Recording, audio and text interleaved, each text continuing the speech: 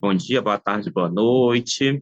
Eu me chamo Ada Renê Pereira da Silva e junto com a minha colega de trabalho, Dejane da Silva Sena, estamos aqui mais um ano na ANPAP, dessa vez para apresentar o trabalho O Curandeiro, a Curandeira da Floresta, Bênçãos Artísticas para Todas as Formas de Vida. Então, esse trabalho, ele é fruto da nossa participação no Festival Folclórico de Parintins, né? Eu e Dejane integramos no ano de 2023 a Comissão de Artes do Boi Garantido, e aí nós estamos trazendo um desses momentos chaves em que a gente fez, né, enquanto pesquisa etnográfica, essa construção artística e aquela que a gente acha que realmente tem mais a ver com a proposta da ANPAP esse ano, que traz a questão das vidas, né, inclusive de exaltação a todas as formas dessas vidas.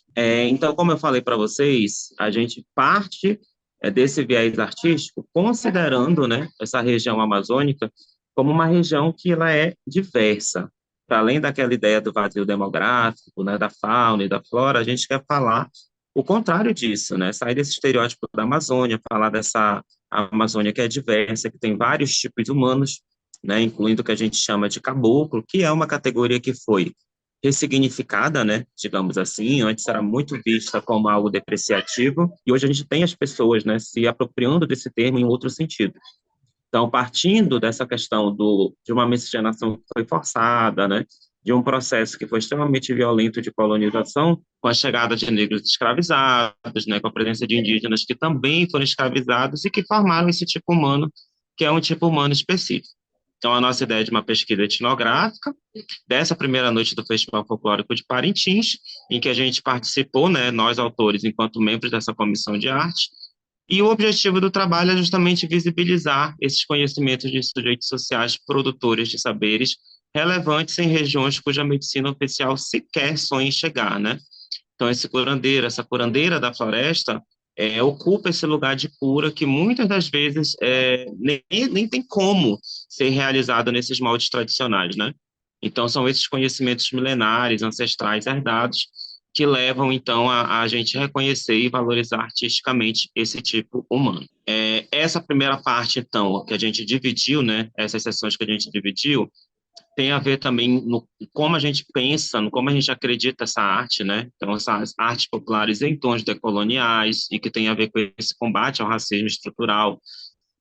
São saberes que muitas das vezes essa história oficial, ela não reconhece ou ela conta de forma romantizada, né?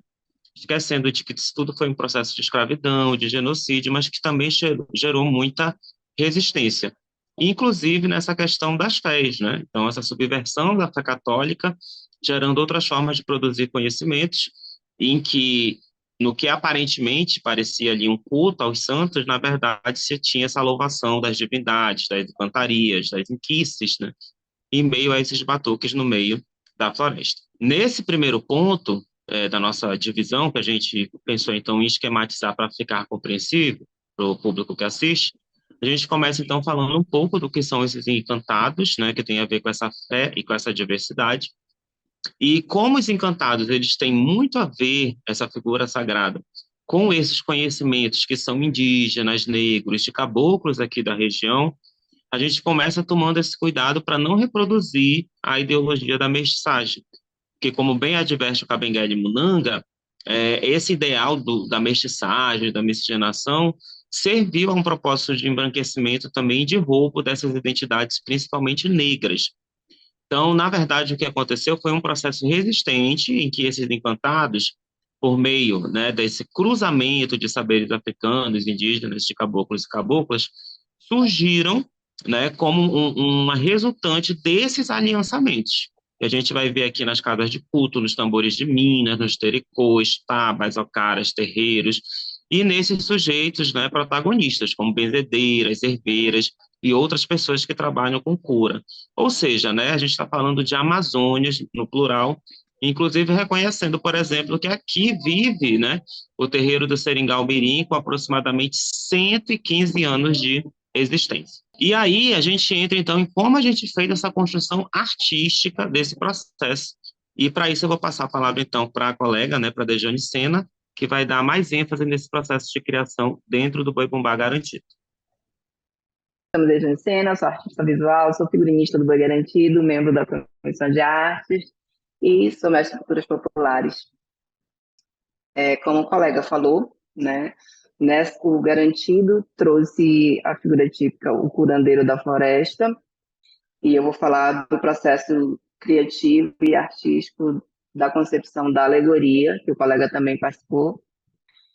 A gente traz aí ao centro a figura alta São Benedito e abaixo Valdiviana, que é um curandeiro, né, um curandeiro muito famoso, muito respeitado na ilha de Parintins.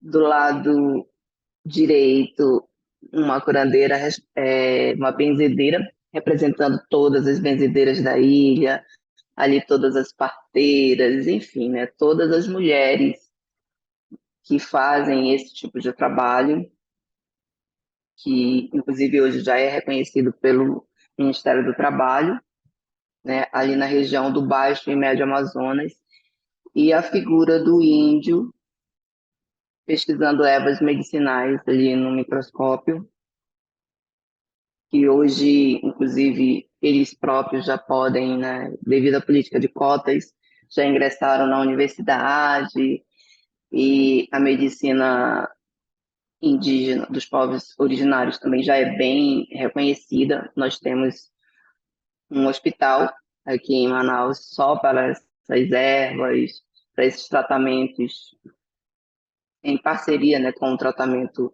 convencional da medicina tradicional.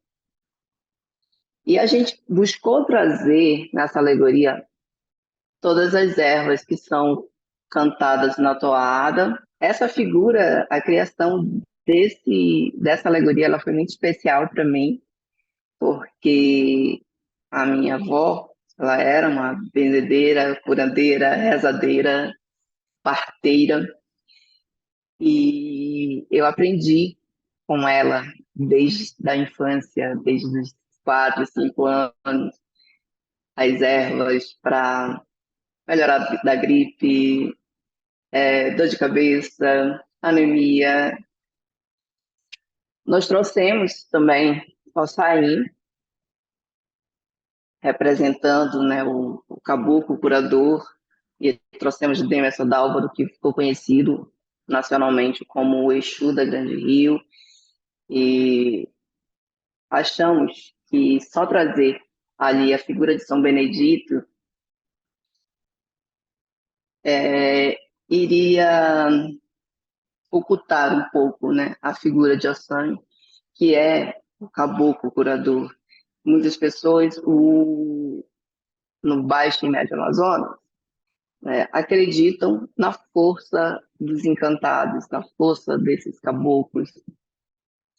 E, como eu falei, isso era muito importante para mim, o Ada compactua disso, então ele me apoiou muito, e a gente concordou em trazer aí o Demerson representando a Ossanha e representando todos os encantados da ilha, fazendo aí sua grande pagelança, né?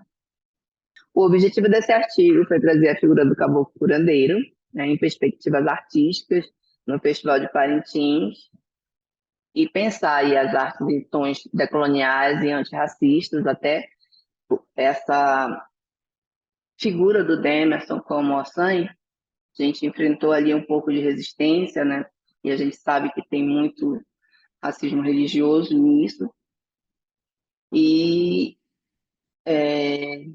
pensar de modo a visibilizar, né, aqueles e aquelas que querem falar por meio de si.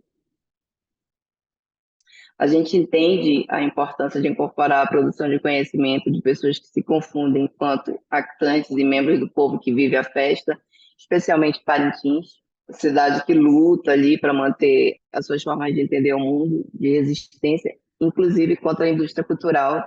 E, assim, a gente sugere que sejam desenvolvidas mais pesquisas acerca do festival, porque o festival ele não é apenas um espetáculo artístico, ele tem vários atores, não apenas os curandeiros, mas ele também tem os seus artistas de galpão, seus artistas de figurino, então ele tem muita coisa ainda a contribuir para as pesquisas em artes.